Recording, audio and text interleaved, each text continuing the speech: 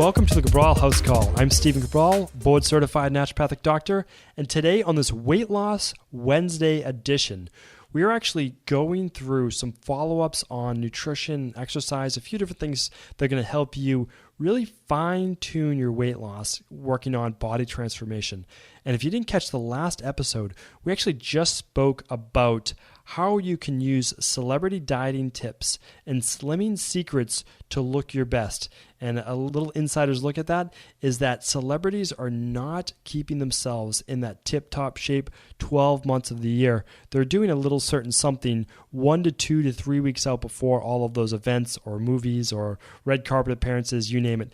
You'll see exactly what that is in my experience in working with multiple celebrities on that last Cabral Concept. All right, so let's get right into it today. First question is from Suzanne. Suzanne is asking, what do you recommend for daily caloric intake to lose weight? All right, so I'm happy to answer questions like this, and I will always answer your personal questions. But here's the thing that you have to understand is that there is no one daily caloric intake for every person. And that's because different people require different amounts of calories per day, even at the same weight. Now, that doesn't really make sense, but we all know in our life that there's a 160-pound person who might have 33, 36% body weight, and their body looks softer, right? But they still weigh 160 pounds. Then we have a 160-pound person, and their body is leaner, it has more muscle, it's more fit. That person who's leaner, has more muscle, and is more fit is most likely going to be able to eat at least 25 to 50% more calories than the person who weighs 160 pounds, the same exact weight, but is softer and is not looking as in great a shape. And how is that possible? The reason is that one person's body weight, the person's better shape, is more metabolically active.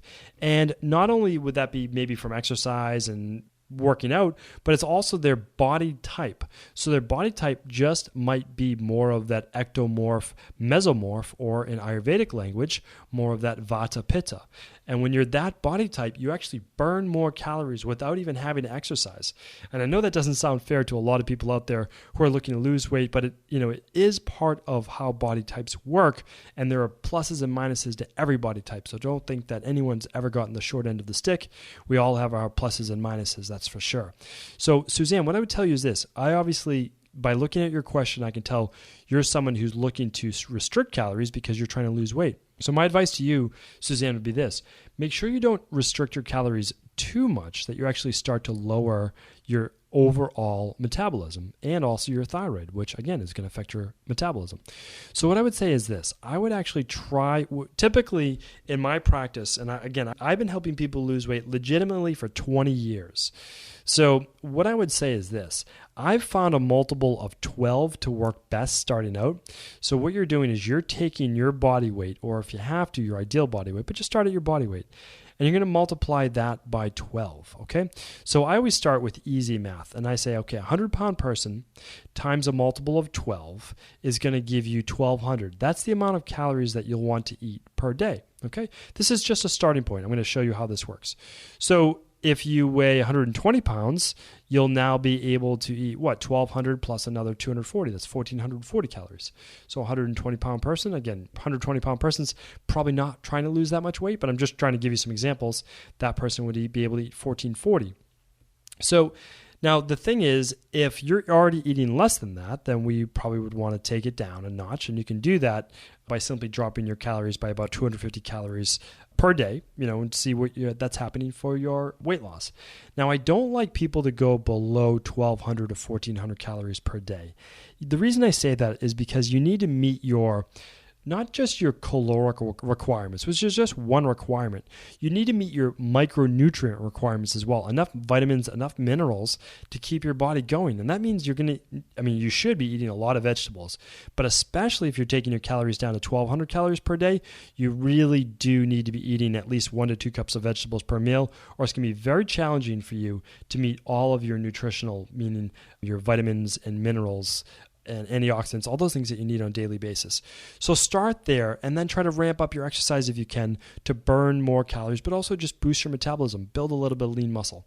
So hopefully that answers your question. I'm definitely going to turn this into a whole topic so I can show people when to use a multiple of 14, when to use a multiple of 12, when to use a multiple of 10. Now 10 is typically the lowest I go, which means, I know I'm turning this into a longer answer, but typically that's the lowest I'll go, meaning like if you weigh 160 pounds and you multiply that by 10, you get 1,600 calories for the day. And that's typically, again, the lowest I go. All right, let's get into the next question. James is asking, as an athlete, should I be trying to lose weight or will that hurt my performance? So I think I know where James is going with this question. I've worked with a number of athletes, both amateur and semi-pro and professional as well. And here's the big thing. When you are in season, you should not really be trying to lose weight. And the reason is this. When you're trying to lose weight, most people are cutting carbs. They're reducing their total amount of carbs. They're reducing their total amount of calories overall. When you do that, you're reducing your level of energy. Especially for performance-based sports, you really do need carbohydrates. A few people are able to pull it off really on a ketogenic diet, but honestly, that's not optimal. It really isn't. So I can't recommend that. So James, what I would say is during your off season, if you're trying to cut a little bit, you can certainly do that. Now, I'm not going to talk today about cutting for mixed martial arts or for wrestling. What I'm talking about is just an athlete in general. Now, if you're a lineman in football and you need to cut weight because you're just not fast enough, those specific types of things, that's a little bit of a different story because most likely your calories are quite high as it is. So just reduce them very, very slowly. Just at about 500 calories per day will help you lose about 1 pound per week. But James, if you're just looking at just for aesthetic-based reasons, just trying to look better, I would be very careful with that. And especially around game day, I would not try to be reducing my calories. I would keep them where they are. And if you do need to, simply reduce overall total calories and just don't drastically deplete your carbohydrates, which your body is going to need. So hopefully that answers your question. If it wasn't what you were looking for, please do ask that again. Okay. Tia is up next. She is asking, if I'm pregnant, should I stop my low-carb diet? Okay, great question. Tia, my answer to that would be yes. You should not be on a low-carbohydrate diet while pregnant. It does not make sense to put yourself into ketosis or trying to be in a low-carb diet for the sake of losing weight. And if you're doing it, again, for using ketones as fuel, again, that research is still a little iffy when you do look at it. I'll talk about that more in the future as well. There can be some pluses and minuses based on specific scenarios, and I'm not going to discredit or discount any of that. You just have to know when to use it. And during pregnancy is not one of those times. I am very conservative when it comes to helping pregnant women. I have a very large practice working with pre, peri, and postnatal women in my practice. I have 2 children. My wife had 2 very healthy pregnancies, and I can tell you that, again, I'm very conservative in terms of what I recommend, and I do not recommend a low-carbohydrate diet while pregnant. I don't see any benefit to doing that. I just want to make sure, though, that we don't go too high carb and we don't go processed carbohydrates, because your chances of getting gestational diabetes or some type of blood sugar issue can happen if you're more prone to it. Of course, not everyone's going to get that. But I would just make sure that you're eating good, healthy foods. Remember, what you're putting into your body is going into your child's body. And that's really, really important. A lot of times during pregnancy, and this education isn't out there, that women believe or are really taught to think that they can eat anything to make sure that they get enough calories. And that's just not the truth. One, that's not going to be great for your hormones. That's also not going to be great for your energy levels. And it's not going to be great for your digestion. I don't want you to be nauseous. I don't want you not to be feeling well. So I do want you to make sure you have a nice balanced diet, that you're eating some carbohydrates, that you're eating some fat, and that you're eating some protein. Do listen to your body. That is quite important.